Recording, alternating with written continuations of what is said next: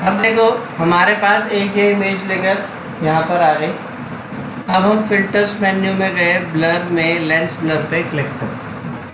अगर मैं सिलेक्शन वगैरह कुछ भी लेकर नहीं बनाता और अभी लेंस ब्लर को यूज़ कर रहा हूँ या कोई भी ऑप्शन यूज़ करता हूँ, तो उसका इफेक्ट क्या आ रहा है, पूरी की पूरी फ़ोटो पर आ रहा है ना।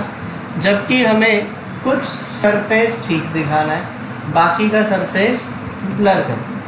तो लिखो, अगर पर्टिकुलर एरिया में आपको कुछ भी वर्क करना है, कुछ भी चेंज करना है, तो पहले आपको सिलेक्शन बनानी है।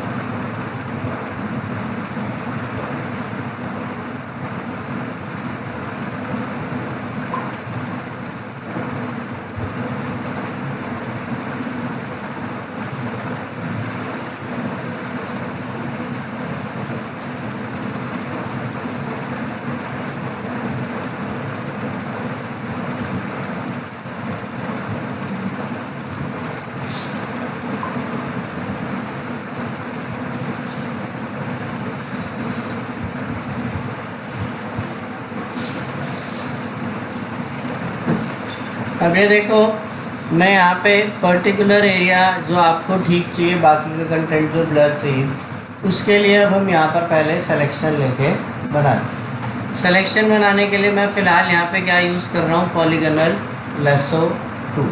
पॉलीगोनल लैसो टूल मैंने बता रखा है आपको। पॉलीगोनल लैसो टूल से क्या होगा, आप अपने पास पॉइंट टू पॉइंट क्लिक करके किसी भी सरफेस को सेलेक्ट कर सकते हैं।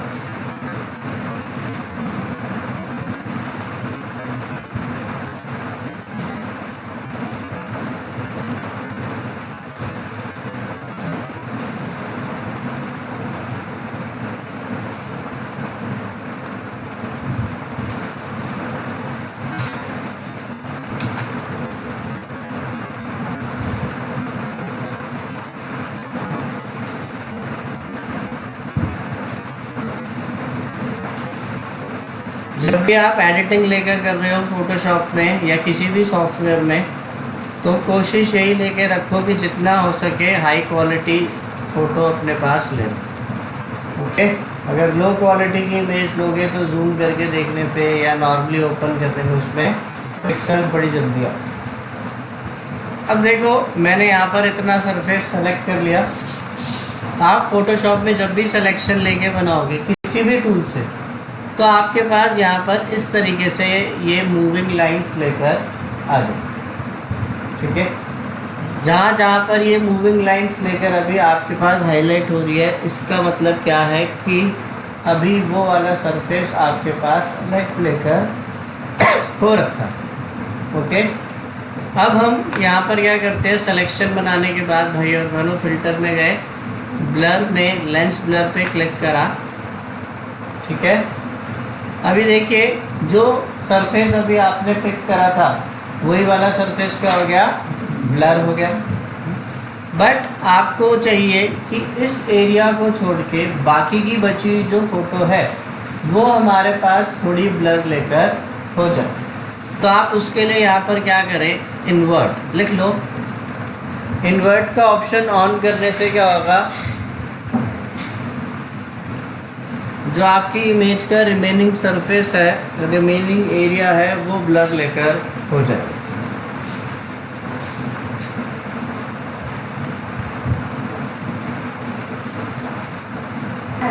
अब देखो, मैंने यहाँ पे इसका रेडियस थोड़ा कम कर दिया।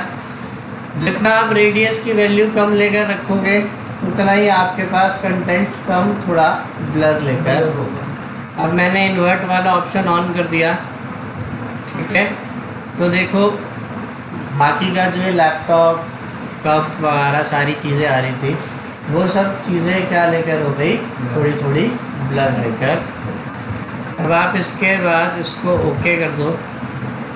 ठीक है, तो वो वाला सारा का सारा कंटेंट का हो गया ब्लर लेके। ठीक है, ओके, कितना समझ में आया। नेक्स्ट अपने पास आज आप एक ऑप्शन लेकर लिखें फिल्टर्स में ही पिक्सलेट में मोज़ैक। इसकी भी शॉर्टकट की मैंने ही बनाई हुई है, आप मत लिखना।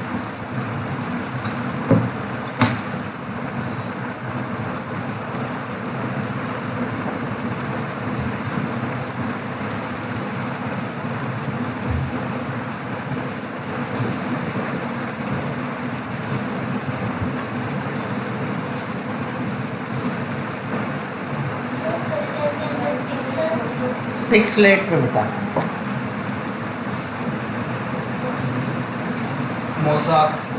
मोसाक नहीं, मोसैक। देखो मोसैक को हम अपना सबसे ज़्यादा कहाँ यूज़ करते हैं, जैसे आप कभी न्यूज़पेपर्स वगैरह पढ़ते हो या कभी कोई आप न्यूज़ चैनल देखते हो, उसके अंदर होता है कोई क्रिमिनल वगैरह होता है, तो उसके फेस को छिपाने के लिए उसके चेहरे के ऊपर बॉक्स से बंद करा देते हैं, है ना। ठीक है, ये भी होता है, मतलब किसी की भी आइडेंटिफिकेशन छिपाने के लिए।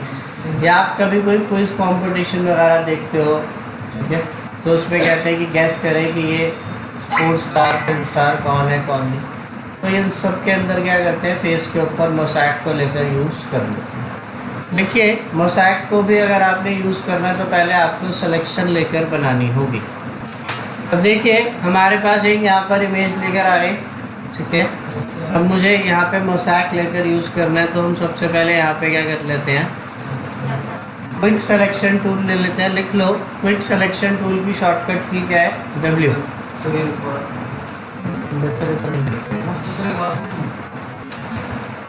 अब मैंने यहाँ पर आकर देखो क्विक सिलेक्शन टूल ले लिया, ठीक है खुशी। अब क्विक सिलेक्शन टूल लेके हमने जैसे इस फीमेल का जो फेस है उसको लेकर सेलेक्ट कर लिया, ओके। अगर कुछ एक्स्ट्रा सरफेस आपके पास सेलेक्ट हो गया है तो आप ऑल्ट के साथ उसको माइनस लेकर कर सकते हैं, ठीक है। अब इतनी सिलेक्शन हो जाने के बाद हम यहाँ पर क्या करते हैं, फिल्टर्स मेन्यू में गए। फिल्टर्स मेन्यू में जाने की शॉर्टकट की है Alt T। अब हम यहाँ पर पिक्सलेट में आए और हमने यहाँ से मोसैक लेकर यूज़ कर लिया,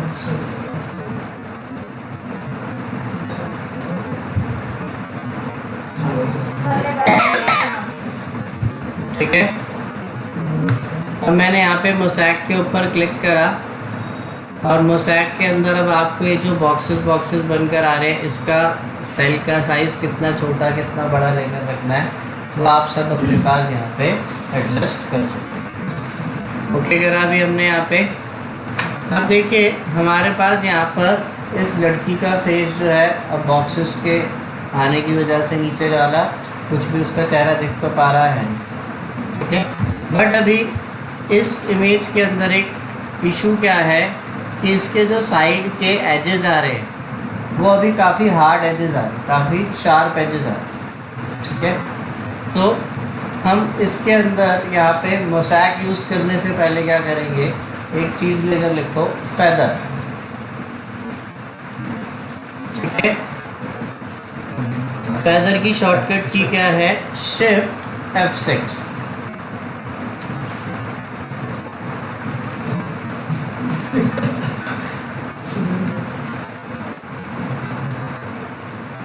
क्या लिखो फेदर से क्या होगा, आपके पास किसी भी सिलेक्शन के जो कॉर्नर्स हैं वो थोड़े स्मूथ लेकर होंगे,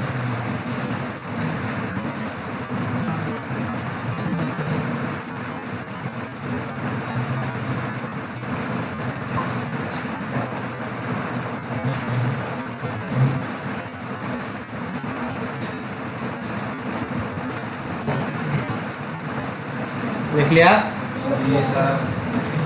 अब मैंने यहाँ पे सिलेक्शन लेके बनाई, फिर Shift F6 करा, यहाँ पर फेदर का ऑप्शन आ गया। शॉर्टकट कमांड ये है, अदरवाइज़ आप सेलेक्ट वाले मेन्यू में जाएं, मॉडिफाई में जाके यहाँ से भी फेदर, ठीक है। अब आपको फेदर की वैल्यू क्या कितनी लेकर रखनी है वो सब आप अपने पास यहाँ पर लेकर लिख। जैसे मैंने यहाँ पर फेदर की वैल्यू अब 4 की बजाय करती है अराउंड 7, ओके करा। फिल्टर्स में गए, सेट करा, ओके। अब देखो यहाँ पर इसके जो एजेस हैं वो थोड़े थोड़े से स्मूथ लेकर। इसके अलावा देखो मैं आपको फेदर ना यहाँ पे करके दिखाता हूँ कलर के ऊपर।